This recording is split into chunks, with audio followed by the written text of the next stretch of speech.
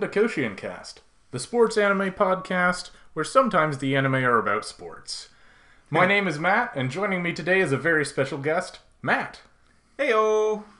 Alright, so this is the 11th week of the winter anime season. We're about to wrap up, whether we like it or not. And we'll be covering all sports anime that aired between the 12th and the 18th of March. I don't think I have any announcements up front. Do you, Matt?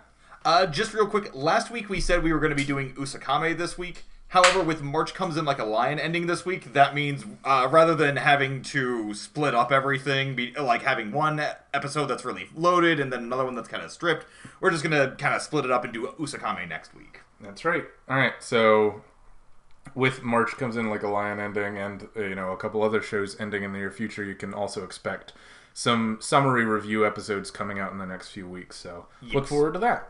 But for the immediate future, look forward to Matt's summary of Yowamushi. Alright, cool beans.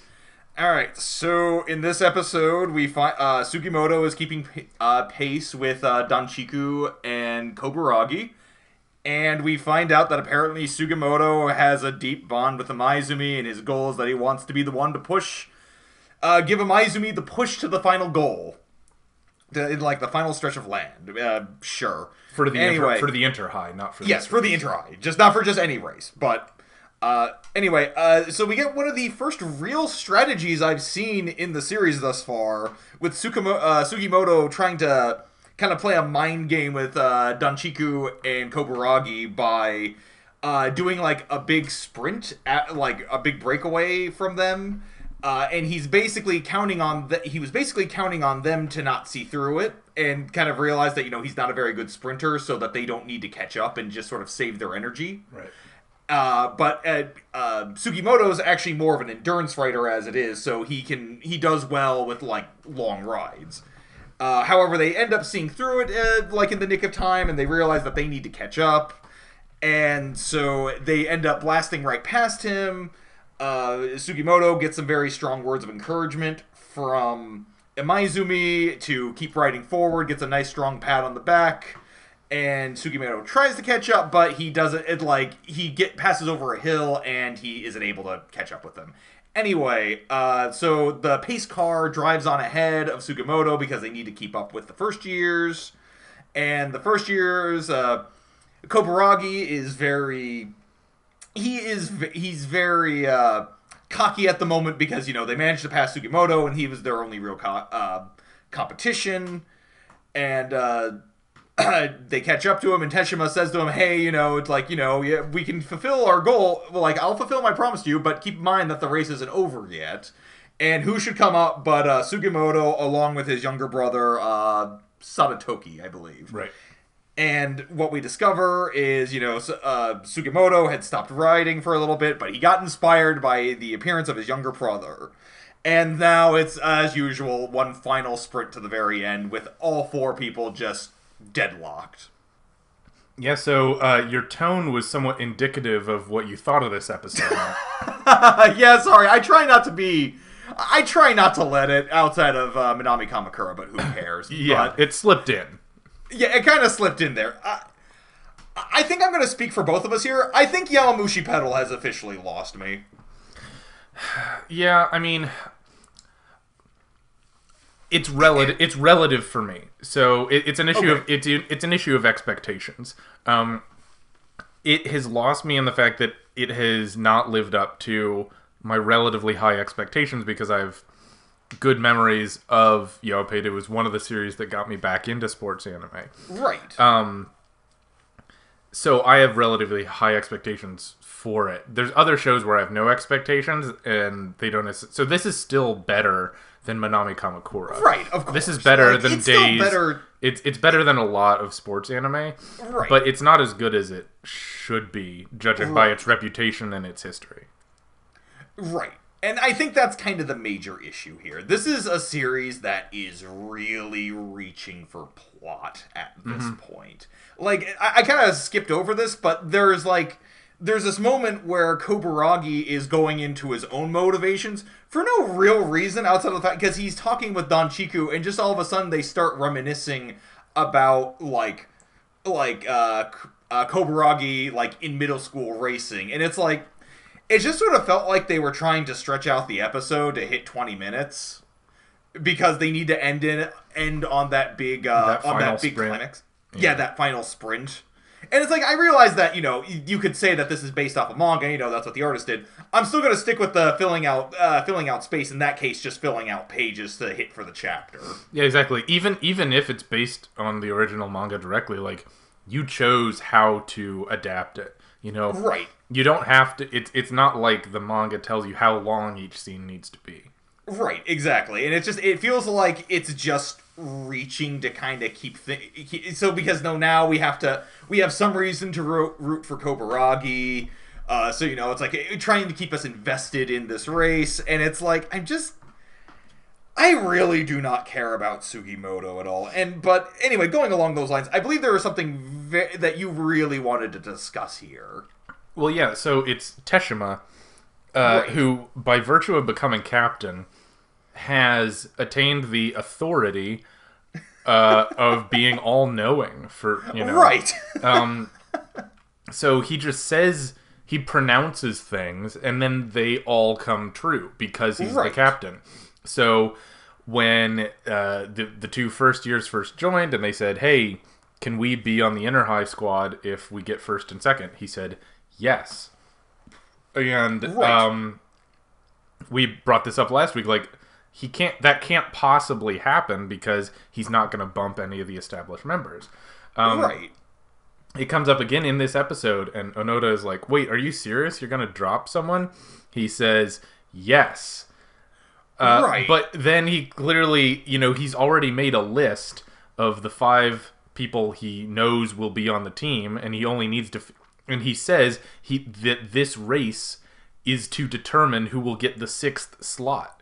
So he simultaneously says 2 people can get on the team, but only 1 person can get on the team. So it was just very confusing. But like, what's going to happen is after the fact, he's going to say, like, I was only saying that in order to motivate Sugimoto or whatever to fill that last slot. I knew that those 2 first years could never win. I just needed Sugimoto to realize his true potential or whatever, like, all-knowing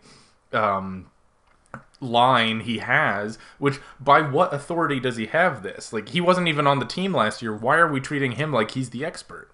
Right. I mean, I guess to be fair, Kinjo did it to him, so, Yeah. Maybe something just happens when you become captain. You also become all-knowing about how everyone you've ever met will ride a bike. And can I just also point out real quick how dumb it is to, like, just suddenly... Because the series doesn't really bother to correct Onoda's assumption here, but, whatever. Like, the assumption here is that Onoda is going to be the one who loses out on his spot. Or at least, according to Onoda. Uh-huh.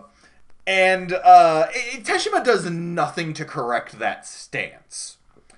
So, and I just like, Teshima, are you seriously considering getting rid of Onoda because of some bet you made with the first years? Yeah. I mean, and like, why communicate that? Like, is that what a good leader does, where he makes people afraid?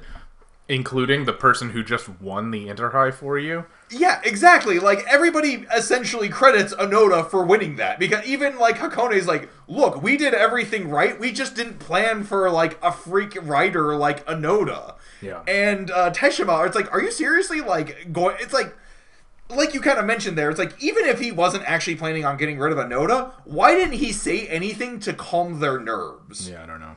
Like, there was a couple other things before we move on from this silly episode that I want to bring up. One is that, so you brought it up earlier that Sugimoto passed the 2 first years, and they sort of underestimated him. They were like, oh, well, whatever. But then, minutes after they'd been passed, they think to themselves, Kobaragi thinks to himself, rather, wait, his legs.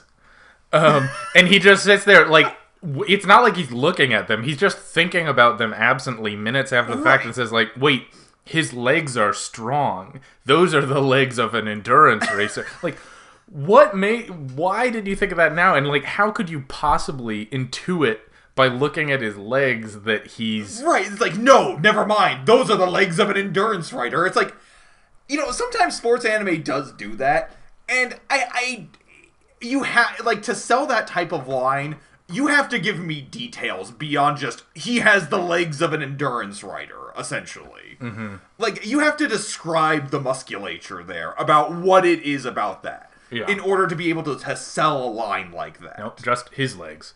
Also, just his legs are straight up. I thought it was funny that Danchiku's special ability is not that special. It's just that he rides fast and screams. Like every other character in this series. Exactly. They're trying to make it like he's crazy because, like, oh, he's so calm and quiet, except for when he really lets loose. Right, but it's how many times do we have to see that? Right, and it's like, we got a very satisfying character who already does that in Ashikiba. Ashikiba's a very fun character because of how crazy and eccentric he gets during it. He has this whole musical theme. Yeah. Here, Danchiku is just like, oh, okay, he just sort of unhinges himself. Okay. Exactly. But it's not going to matter because they're not going to be on the team. And of all the possible interesting things they could have done with their one extra team member, they're going to add the throwaway joke character and try and make him serious. Yeah, like, real quick, I just want to throw out, like, it is possible to have a character who is mostly completely a gag, who is also a serious character. Like, that is... The problem is that Sugimoto spent the entire first 2 seasons of this series being a throwaway gag character, being like... his recurring gag was, he knows everything about cycling, somebody says something that shows that he does not know everything about cycling, and he makes a kind of a nervous face. Right. Like a, sort of thing. That has been his entire character. Now all of a sudden you're trying to tell us that he actually has this very deep friendship with Amaizumi, that he desperately, like, he has this whole background with Amaizumi, and that, he needs to be the one to support him. And it's like, where is this coming from? Yeah. It's not, this could be so much better, and it's not. Well, speaking of things that are better, how about March comes in like a lion? Sure thing. That's all you, buddy. Okay, so this is the final episode of Season 1 of March Comes in Like a Lion, episode 22. Right. Like every episode pretty much before it, it's divided in 2 halves. And the first half, Ray is back at high school. He's starting his 2nd year of high school. And he's just trying to fit in. He's got a new class. He doesn't really have any friends. He notices his old teacher, Hayashida, from a distance, sees him walking with some other students. And he sort of looks wistfully at him and, thinks, well, it's too bad. He's not my teacher anymore. Oh, well. And he tries to walk away. And Hayashida accosts him. He sort of runs up and he says, like, what are you doing? Like, you can't just walk away from me looking like that. And they end up eating lunch together. And Hayashida asks him something interesting. He says, like, did you really come back to high school just so that you could eat lunch by yourself on the stairs?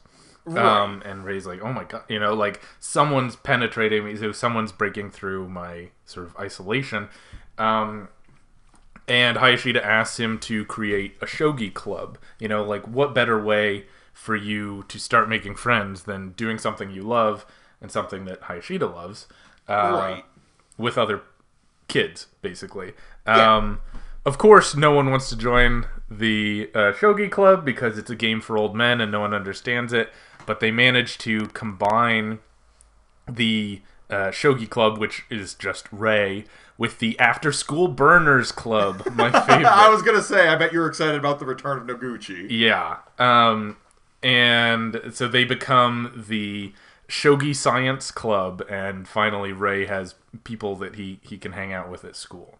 Then the second half of the episode is a flashback mostly to Ray going on a field trip in 4th grade and getting made fun of by his classmates and getting called out for being all alone by his teacher, and really just trying to find, going through pains to find a place where he can be ignored and alone so that no one comments on how ignored and lonely he is. Right. He thinks about this and then compares it with the life he has now where he doesn't really feel like a different person. He still feels like a loner who doesn't really understand people, but there's all these other people who are playing shogi with him, and shogi has brought all these people into his life and has made him realize that he's on this same journey trying to work towards something with all these other people who are also outsiders.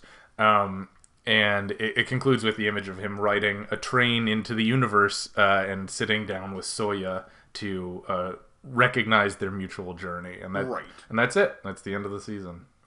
Yep. Did we get a confirmation that there was a second season? I had a friend message me saying that there's a second season coming, but I don't know if we actually got an official one yet. I didn't see an announcement, but I imagine it will come shortly. It's a pretty popular franchise. It's a pretty popular series, and I mainly just brought it up because this is not an episode that really feels like an ending at all. Oh, no. This was just them, because they adapt the manga so closely. Right. I think this was them doing their best to end on a somewhat definitive note, even though the plot doesn't end. Yeah, this is something with some amount of, but it's clearly not the conclusion. Right. Yeah, especially because we didn't even see the sisters in this episode. Yeah, right? Yeah, so much for our predictions. Yeah, right? But yeah, no, I mean, they showed up in a sketch at the very end in this sort of this flipbook sketch, but that's about it. Mm-hmm. I think what I liked about this episode was actually kind of this sort of subtle realization that, so one of the things that we kind of skipped over here was that Nikaido approaches Rei at one point, talking about how they're in completely separate shogi blocks. For a tournament, yeah. And that basically they make Nikaido basically forces Rei to promise him that they'll meet in the finals, essentially, because that's the only way that's the only time that they're going to be able to play a game together. Right. And I think what I liked about that was how it was done in conjunction with after this entire scene about how Rei was he's now it's even harder for him to get to know anybody else at this school, because it's now he's kind of the weirdo who's a year older than everybody else in his class. Right. It's he's kind of the weirdo who got held back. What's his deal? Mm-hmm. And it's kind of this further serving to isolate him, but it's also kind of this weird moment of realization that Nikaido's kind of the only guy who gets Rei. Yeah. And it kind of, to me, it kind of solidified the fact that Nikaido's kind of, the sisters he kind of has a bit more of a familial bond with, almost. Shimada's a bit more of a mentor, but Nikaido's really the only person he can really be, friends with. Now, we're maybe get a little bit more of that next season with, Rei and Noguchi, who's apparently going to have a bit more of a prominent role. Mm-hmm. Yeah, I hope so. He's awesome. Right, because he has a mustache. Yeah, he has a mustache and he speaks so formally, and I love the scene where he joined the science club as a first year, and all the third years shouted senpai at him because of his air of gravitas. Yeah, exactly. He just sort of became the president, and everybody just sort of assumed he was their senior just because of his appearance in general. Means of carrying himself. Yeah, that was great. I do kind of like this realization. It's kind of using the old sports trope of the rival. The hot-blooded rivalry that, they've kind of used sort of mockingly with Nikaido, at least when he was first introduced. I kind of like now how that is actually becoming something of a motivator for Rei. Now he actually does have something of a goal in mind beyond just, I'm going to keep up with shogi. And just sort of kind of waft through life almost. Mm-hmm. Yeah, he has people who care about how well he does. He wants to play against other people. It matters to him who's on the other side of the board, for once, which is interesting. Exactly. And now it matters to him that he's going to actually have to play Nikaido. Now, admittedly, Nikaido had to drag that out of him because he's still Rei. Right. And he's still kind of embarrassed. But I thought that was it was a nice little bit of character growth for Rei. Yeah. No, it's been a fun arc. I'm very happy. I mean, we'll talk more on the episode about it, but I'm happy with The show, I think it ended, it's ending in the middle of its story. So it couldn't end with anything conclusive, but I thought it ended in a nice, satisfactory way, just sort of as a pause, not an ending. Yeah, exactly. It's just this kind of it's a nice place to end on with Ray, who's kind of finally realized, okay, look, I thought I was alone, but throughout my without even realizing it, I actually have a lot more people in my life than I gave myself credit for. Yeah. It's it's a nice it's kind of this moment of clarity almost where it's just okay, I realize now where who it is in my life that I can actually count on. Right. Speaking of which, you can always count on All Out for providing something worth talking about. So would you like to discuss it? Is that really your transition? It's not the worst. That is true. It's not the worst we've ever done. Okay, so this is episode 23. So we're on the penultimate episode here, and not really a whole lot happens. Right. Essentially, basically what we get, the first half of the episode is just this, it's a bit of a slice of life still. It's kind of this calm before the storm where everybody is getting together. The third years are making their strategy about how they're going to deal with Ryoan. Iwa meets up with Miyuki again, who to kind of prepare for the Ryoan game, and they run into Gian, and they do a little bit more training by themselves. Then during the Ryoan game, we get Gian and Sakito finally reunite. They kind of have their big discuss. They kind of have their big hey, what's going on, buddy?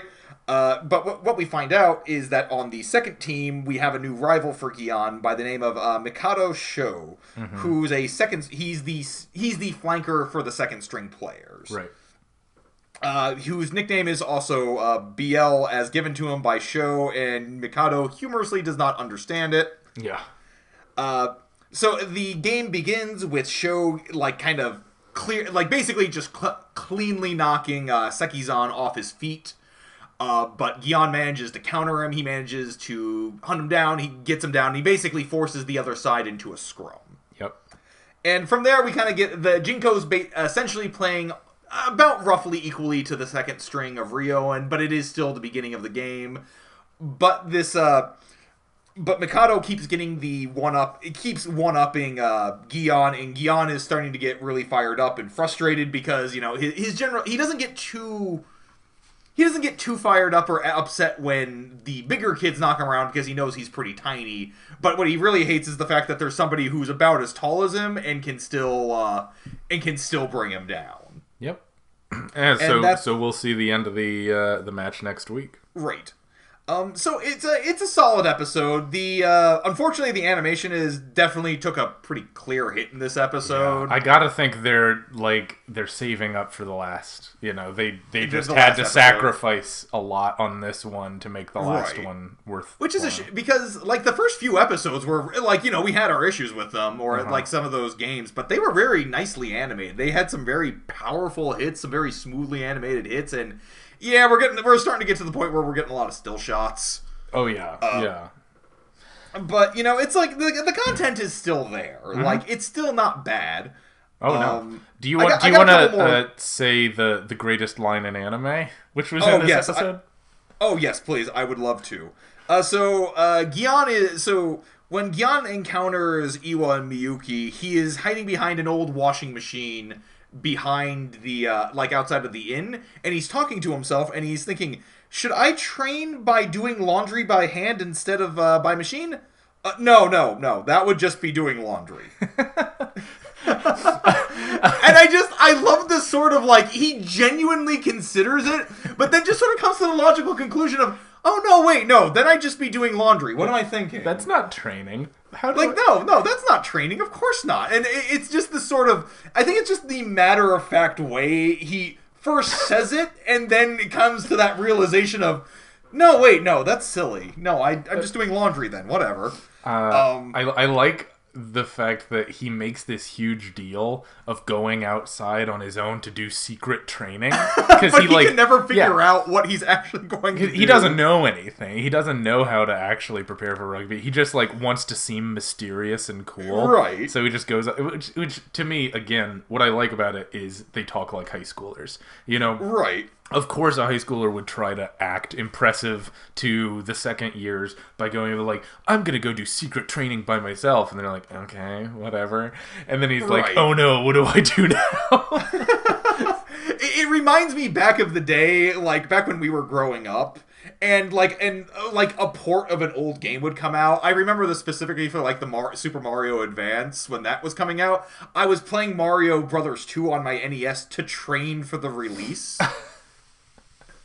Maybe a little bit too of a... It's kind of a dumb story, I realize. But again, it's something I can definitely relate to. Oh, yeah. You want to, you're just so excited about the thing you're doing. You convince yourself that you're preparing in the most advanced way possible when you have no idea what you're doing. Yeah, exactly. You're just being kind of silly at the moment. Yeah. And I really do appreciate Gion. Yeah, I like also, and we'll move on for this, but that what they end up doing is the three of them go out and just essentially play catch, and they have a little scrimmage, and they practice their passing. And they run around for a good while and get a workout, and then after all that, Gion is like, well, it wasn't training, but it was fun. What I like about that is, what does Gion think training is? Literally, he was practicing rugby skills and getting better. Right. But for him, training is something on a whole other... It's some secret technique. He needs the secret technique. It's kind of like, a lot of sports anime, they kind of have their sort of mysterious, oh, what am I doing? I'm going to perform this, sort of seemingly inconsequential task that actually, opens up the doors of knowledge. Yeah, exactly. To this secret technique. And I feel like that's what Gion is looking for right now. It's funny that the show is making fun of that idea. It's are you that dumb? Practicing is training. What do you... Right, what do you that's expect? what the training is. So one of the other great things about this show is just how much it acknowledges the tropes of sports anime and sort of winks at them. Yeah, definitely. I did one other gag I did get a little bit of a kick out of was again about acting like a dumb high schooler was so Iwa was talking on the phone with Miyuki, or he was sending him messages, and he was kind of, he's talking about how he was nervous about the Ryoan game, but, it's just he'll be all right. And then Miyuki sends him a message and hey, so do you want to... And then he pops out from behind the corner and was like, you want to train, buddy? And he's like, have you been standing there this entire time? Yeah, I saw you standing there. I thought I'd just hang out here and wait to surprise you. Yeah. And it's again, if I was... even now, I would probably do something like that. Oh, yeah, no. It's always funny to just mess with your friends and to fight, I enjoy a lot of the heart of the show. It has never lost that. Right. It's never lost the fact that it really cares about these guys as teenagers. It's not trying to make them more than that. Right. Exactly. And that's really what's and again, it makes it so that it's actually very relatable, and it's also it kind of makes me a little bit wistful, almost, about the younger days. Sure. I mean, that's what a lot of high school anime are supposed to do, Right, but it actually succeeds in doing that. Well, yeah, because the difference between this and a lot of high school themed sports anime is this feels real. This feels like something we could have lived, whereas other anime like Days, it feels like a fantasy. It feels like a fantasy of someone who never played soccer but wished he did. This feels like something you actually could have done. Yeah, exactly. And that's a great way of putting it. I do also like the fact that the Ryoan game is kind of going a bit how we were expecting here, where Ryoan is they are using the second string team to basically set up the strength of Ryoan themselves. Just because Jinka, right off the get-go, we see Sekizan get floored by, this new flanker character. Yeah, who's a first year. Who's a first year, and not only that, again, he's part of the second tier. And it's this is we've already put into work to show that Sekizan is, maybe not, he's like not the best player, but he is somebody who does not get knocked around. He's a big, solidly built guy. And the fact that this is somebody on their second string that can do this, even if they are still able to somewhat hold their ground, it's like, this is going to be a real rough game for them when they get to Hanazono. And again, it's great because they're putting in the work now. Yeah, I agree. But anyway, so do you want to move on to something that's not really putting in any work? Sure. So Tiger Mask episode 23. Right. I'll just read the first part off my notes. Go for it. Suddenly, the war game. So,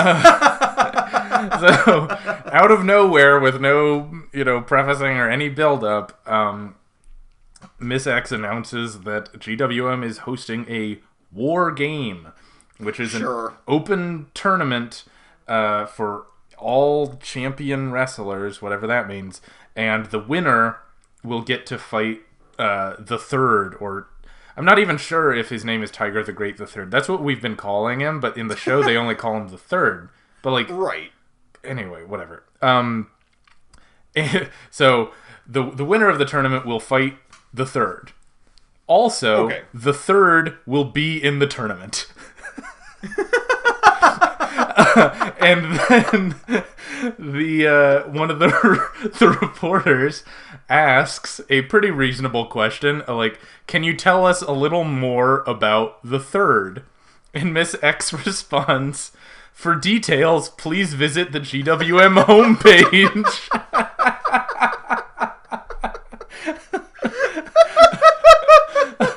Like, why not just say anything? Why pretend like it's a secret?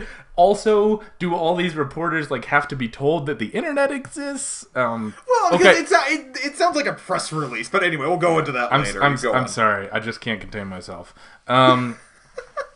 So, New Japan Pro Wrestling says that they will fight in the tournament, except for Naita, who says that he is ocupado, which means busy. Right. And then a couple minutes later, he just joins anyway. Right, of course. Naoto recruits Fukuwara Mask to wrestle with him, and Fukuwara Mask says he'll do it if he gets all the money, and of course Tiger Mask says okay because he doesn't care about money. Of course. They show up at the tournament, and the way it's built is that it's a 5-story pyramid, and everyone starts off at the base of the pyramid, and if you win, and you can fight anyone you want, and as long as you get one knockout, then you get to move up one level in the pyramid. So you have to get 5 knockouts to move up to the top of the pyramid.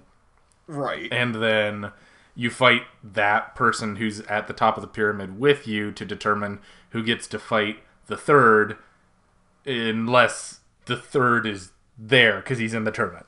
Right.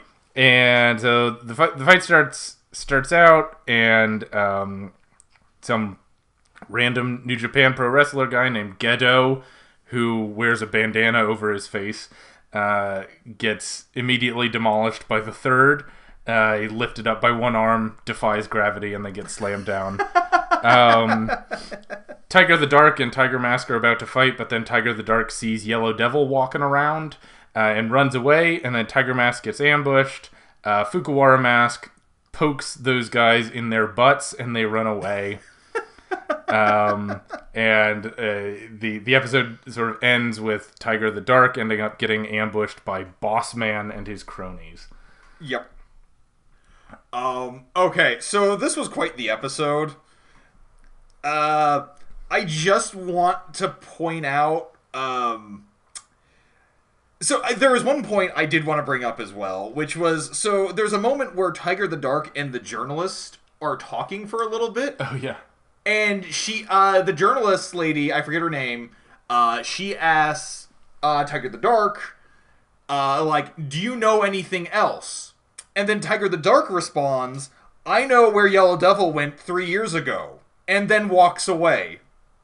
Well, no, he doesn't say, I know. He says, I want to know. Oh, he does say that? Oh, I swore he said, I want to know. Well, I'm just dumb. Yeah. Yes. But okay, so this is basically, so this episode is effectively the this is their big climax for the second third of the series, essentially. Mm-hmm. I originally thought Tiger the Great the Third, or maybe just Tiger the Third, I thought he was going to be the end game for the series to have a big... Well, I thought that was the case, but since we're getting... Since we're getting thrown into him right now, and because Tiger Mask can't lose... Yeah. I assume he's gonna fight Tiger the Third, and that they're gonna win. Yeah. So I'm kind of lost as to where they're going with this. Because the idea I had come up with, since we have pretty strong confirmation that Fukuwara Mask is not Tiger the Third. I know. I'm still kind of holding out, but it seems really unlikely at this point. Unfortunately, they have been seen at the same place at the same time. Yeah, exactly, and that's the real issue. As soon as Tiger Mask asked Fukuwara Mask to be his partner, it was pretty obvious that wasn't going to happen. Yeah. So now, because then my running theory was that Tiger the Great was actually going to be the original Yellow Devil, or the Yellow Devil who beat... oh, yeah. Like, that was my thought. But at the same time, like, because the whole thing about this is that Tiger the Great, the Third, has offered up his championship belt to whoever wins this match. Right. And after a great little moment of the announcer and Miss X being like, holy crap, did he just say that? We didn't plan for this. Yeah. That kind of like great, just little quick break of character there. They go ahead to say, sure, that's fine. So, like, it seems obvious it seems like to me what they're setting up for this to do is to have Tiger Mask become the new GWM champion, and to then start being, like, he now gets access to, all their, like, great secrets, or maybe not even their great secrets, but, now there's a new setup for the new season as to why he keeps getting involved with GWM, because now he's tied to them as their champion, and he has to, he has to fight off new, like, challengers to his belt. Maybe, but then what do you think is the point of including Yellow Devil here again? Like, is it the real one, or is it just Billy the Kid Man? That was my assumption, because he never... Well, no, I guess because he was being sent back home. Or because he was sent to the Hell in... Or the... Hell in the Hole?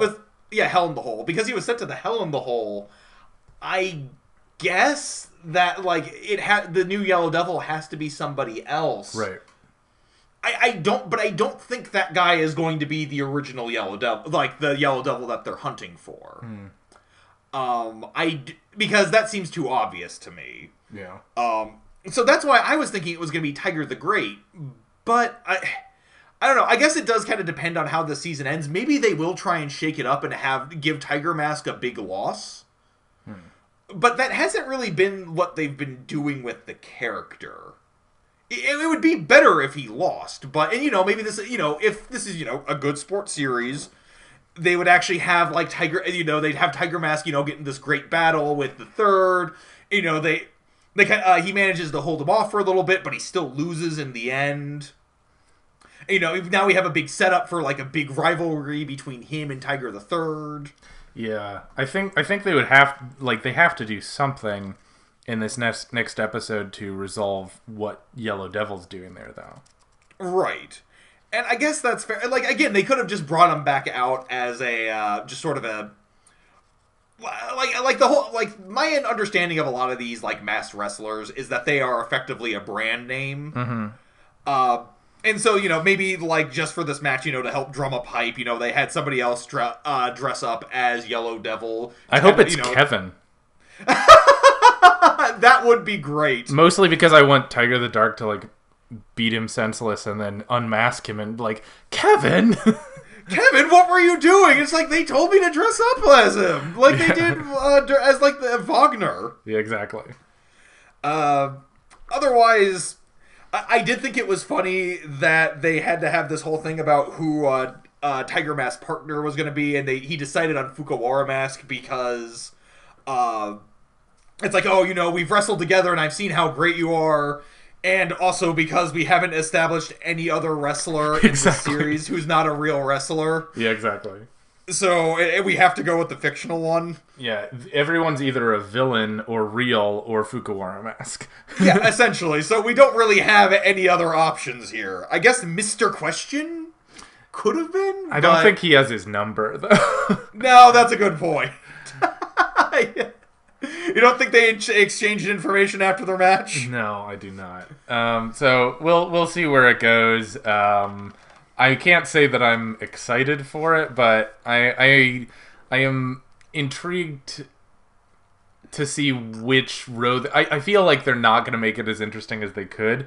Right. Obviously, they didn't, because Fukuwara Mask isn't Tiger the Great III. That's the only. That's the canon ending as far as I'm concerned. Right. Of course. I do want to point out that I do think this is an interesting setup. Like, I think that just visually, it's a really neat setup to have like this pyramid of wrestling rings. Yeah. Like, it's like, hey, that looks awesome. If I was a kid and, like, I saw, like, a ring like that, I would absolutely adore going there. And I just had a thought, what if Fukuwara Mask is the original Tiger Mat, or the original Yellow Devil? No, Matt, they've already established that. The uncle is... No, I'm sorry, I meant, like, the Yellow Devil that they're looking for. Oh, so he's not the original Yellow Devil. When I say the original Yellow Devil, that's the one I'm referring to, even though I know we technically already have the original Yellow Devil here. Okay, yes. Oh, that would be interesting. Huh. Maybe. Yeah, maybe keep hammering home these points as to why Fukuwara Mask is more interesting than he actually is. Well, yeah, because maybe that's why he's like so devoted to building up his community. Maybe it's like a repentance, right. for his past life, sort of like the original Tiger Mask. Yeah, exactly. And then we have this great moment where Tiger Mask can seek out his revenge, and then realize, okay, this is a guy who's genuinely down on his luck and can't build himself, but he's trying to reform himself. Man, and this he is has like to kind of lose his hatred. Yeah, this is like turning into Les Miserables. So does that make Tiger the Dark Jean Valjean? Or no, sorry, Fukuwara Mask. Yeah. No, Fukuwara Mask is Jean Valjean, and then that would make Tiger the Dark would be Javert. Yeah, that's sort of what I'm going for. It's sort of like a split between him and Tiger Mask. But anyway, so I look forward to confirming that theory. What I do not look forward to is Minami Kamakura High School Girls Cycling Club. Hey, I'm the one who has to summarize this crap, so... Okay, go ahead. So, they're riding along as usual, and a local cycling club passes them, and Sandy, because she's insane, decides she wants to try and catch up with them, and drags Hiromi along with her. And so they split off from the group, and there's this weird pulsing pop rock that plays in the background. Like, this is a legitimately hype moment where Sandy and Hiromi try and catch up to them. And then Hiromi activates Unico, in a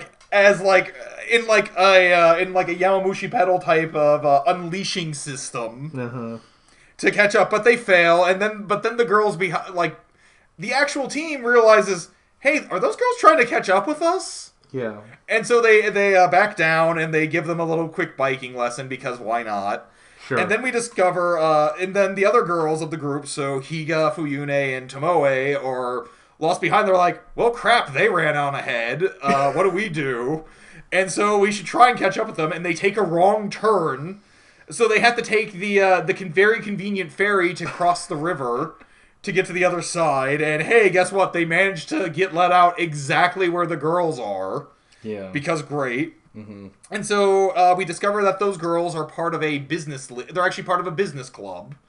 And that they're all actually, in fact, adults. And so here we have this group of girls that the Minami Kamakura club can actually grow up to become, I guess. I don't know. And they have names, but I don't care. Anyway, they kind of split up. Oh, Hiromi nearly passes out, and because, she was riding really hard there for a while, and so she's given some biker gel to kind of give herself some energy, and they eat for a while, and then they start riding on the road for a little bit. Fuyune gets a flat tire, and Higa changes it, because we gotta pad out this episode for a little bit longer. Yeah. And then Hiromi has some very deep, meaningful words that she's thinking about the nature of cycling and how it means she has friends. And they make it to where Shiki is, And then we have a great section from AOP about this very iconic scene, this very iconic place in Kamakura where there's a train that passes by a beach, and apparently every anime ever uses this shot, I guess.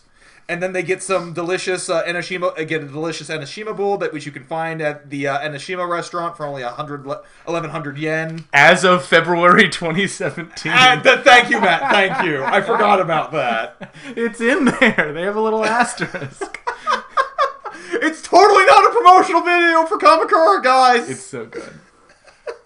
Also in the background, there's this great sequence where there are some high school boys in the background trying to kind of ogle at AOP for a little bit. Well, one of them does, and then the other guy kind of pushes him out. Like, come on, man, let's just go. Yeah. There's a great little breaking a moment there where apparently they decided they just didn't want to bother with another take. And they're like, just include it, whatever, we don't care. Yeah, nobody's watching. Nobody's watching this. And that's pretty much the episode. Matt, thoughts? Yeah, it was ridiculous as always. It continued its trend of presenting problems and then solving them immediately without conflict. Yeah. So you have this, like you said, there's this problem where Sandy sees strangers and decides to chase them. Yeah, sure. Like a dog.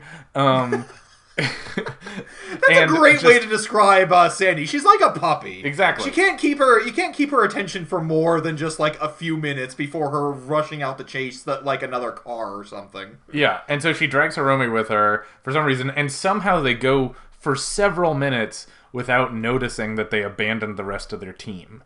Yeah. And but what's the consequence of that? As soon as they realize they abandoned their team shows up. Because they went some different route and took a ferry because, boy, aren't Kamakura's ferries convenient. And hey guys, you can have a ferry ride in Kamakura on its wonderful river, eh? Yeah, exactly. And then I loved the fact that this show went to any length to give characterization to these random women that they happened to ride next to for a couple minutes. And they're like, oh, we're Sound C, the Kamakura radio cycling team. Okay, so that was their name. Yeah. Great. I didn't even bother to write it down because it's the second to last episode. We're never seeing these girls again. I wrote it down because I just thought it was so funny that they're a radio station cycling team. Like, what? Why is that level of detail necessary? Like, give them all occupations and a team name and names and yeah. And their big lesson to Hiromi is that you should eat before you ride your bike, because if you don't eat, you get tired. To me, Hiromi really passed out there. She didn't almost pass out. She did pass out. I mean, yeah, and that's fine. And again, if if the goal of the show is to teach people like that you too can bike and here's some tips, fine. Right. But as an actual plot, it was absurd. Why is it that both this and Long Riders had to have the part where, hey guys, make sure you eat when you ride?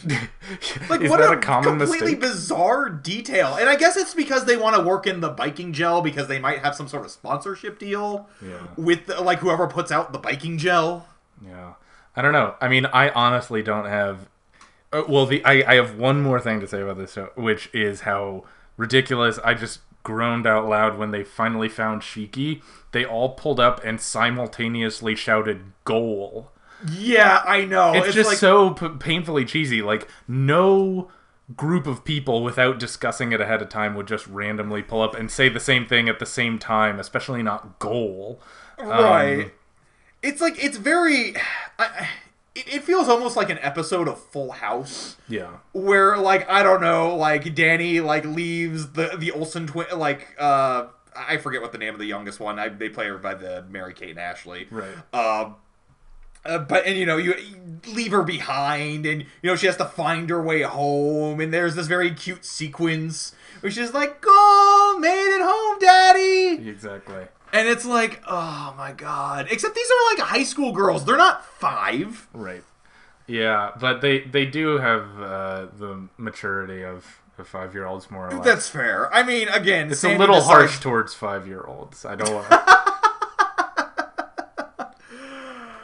Oh, boy. Well, I think that does wrap it up for this week, Matt. What do you say?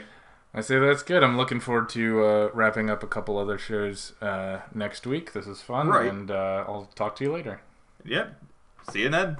Our logo design is by James Ratcliffe. The theme music is Fly High by Burnout Syndromes, covered and performed by Luke Bartka. You can follow KoshienCast on Facebook, YouTube, and Twitter, and our email is kosiencast@gmail.com. Make sure to subscribe, rate, and review.